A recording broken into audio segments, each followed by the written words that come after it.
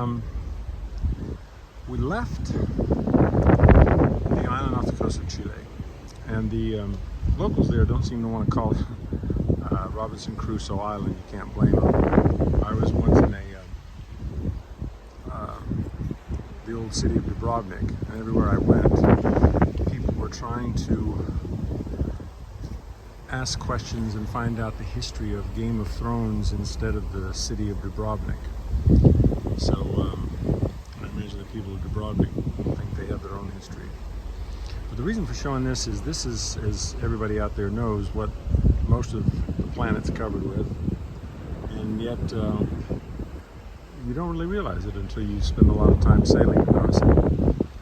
This is what people like Alexander Selkirk would have seen for most of the time, and that goes for all of those great sailors or explorers of the past. Allegedly learned about in school.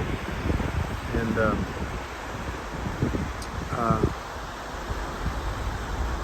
when I got there, that is to the island, or even just a little before, I was thinking, to be honest, Robinson Crusoe is one of those books that I picked up, read, and never got through entirely. So, and I imagine there are a lot of people who have them. It does kind of bog down a bit, and the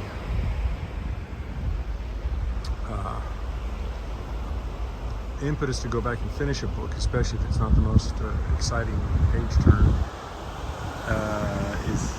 there's always opportunity to do it some other time or whatever. So I thought, well, this will be the time I go back.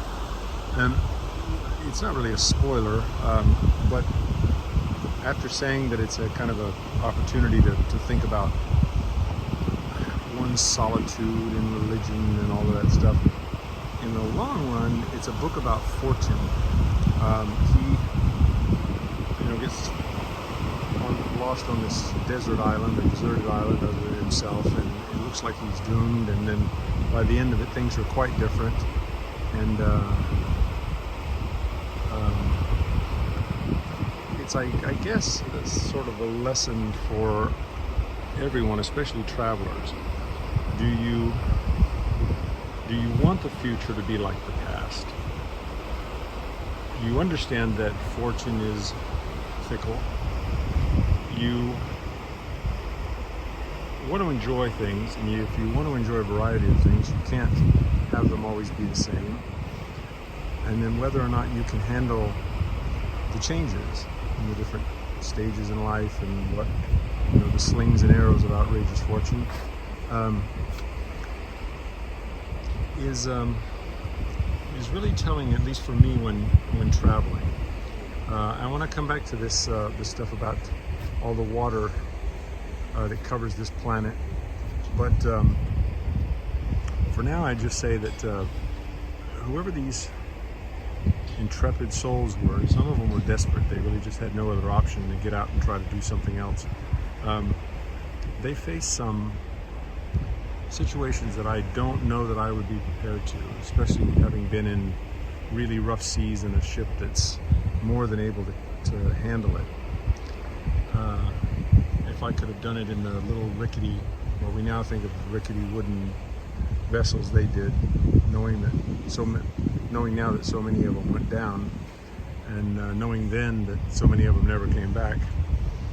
And I'll come back to the stuff about the advantages of different modes of travel, but for now, I just say that besides all the sights and sounds that you see in various cities and whatnot, this is most of what Earth looks like. And I know I forget that a lot. And when I come back to the contingency stuff, there's lots of other things I forget, just because, as you see with all these clouds around us, there's a sky making us forget that we're on a planet in the middle of nowhere.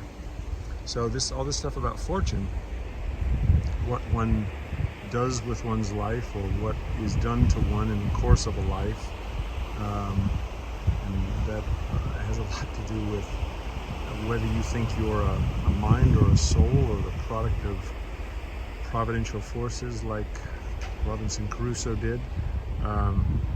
You know, that's a matter in and of itself. But it's all about fortune. Some people are lucky, as Phil Oak said there, but for fortune go you or go I. Some people luck out. Some people do just the opposite, or out of luck. And yeah, it seems more apparent to me when we get out of our routines and get out and travel a bit. Next time, I hope I'll be coming to you from dry land. Part of it will have to do with the fears, not necessarily the unknown, but of the possible. So yeah, we're not out of Chile yet.